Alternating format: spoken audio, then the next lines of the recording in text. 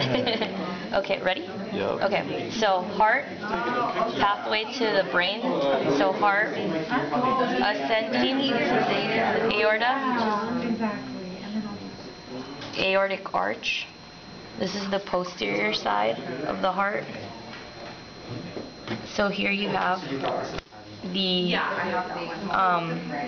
brachiocephalic trunk, which branches off into the right common carotid artery, the right subclavian artery, and directly going into the aortic arch you have the left common carotid artery and the left subclavian artery.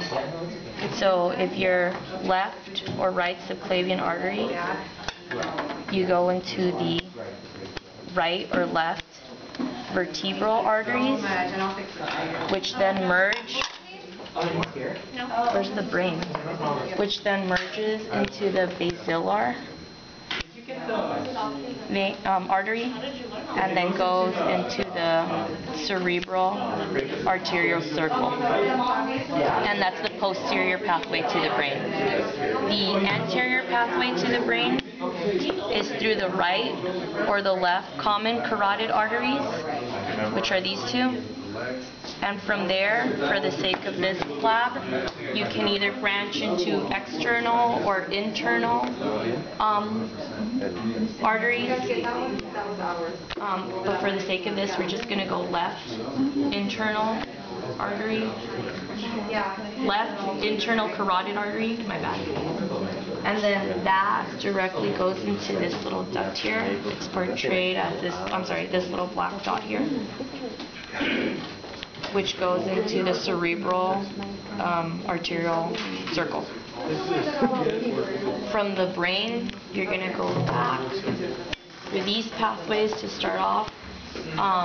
You can go through on this model, if they were blue, the right and left vertebral veins, which go into the, on this model, the subclavian vein, which goes to the brachiocephalic vein, to the superior vena cava.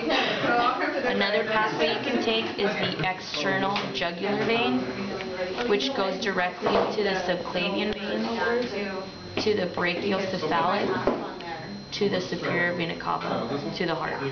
And the last one, the internal jugular vein, merges with the subclavian vein to form the brachiocephalic vein, which goes into the superior vena cava.